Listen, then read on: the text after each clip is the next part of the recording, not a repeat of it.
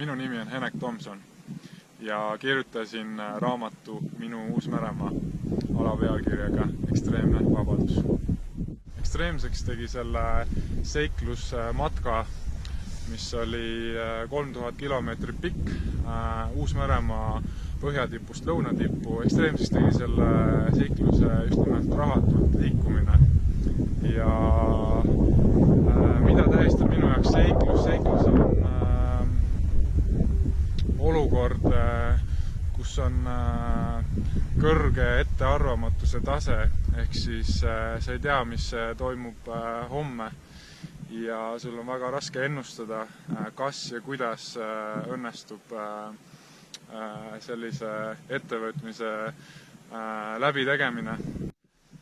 Kõige võimsam emotsioon või erilisem tunne tekib ilmselt siis, kui oled metsikus looduses, mägede vahel ja lähima inimasustuseni on ligemale 50 kilomeetrit või mitu päeva tuleks matkata selleks, et jälle tsivilisatsiooni tagasi jõuda. Ja neid kogemusi oli Uus-Meremaa matkal päris palju.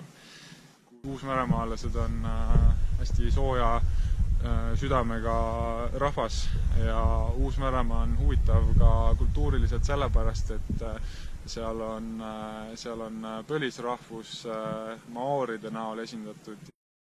Ma kirjutasin raamatu sellepärast, et jagada neid emotsioone, neid kogemusi ja ma loodan, et kellegile tuleb see kunagi kasuks.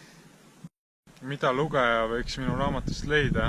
Lugeja võiks saada enesekindluse millegi sarnase elluviimiseks. Kui koroona läbi saab, siis Uus-Meremaale tasub kindlasti minna.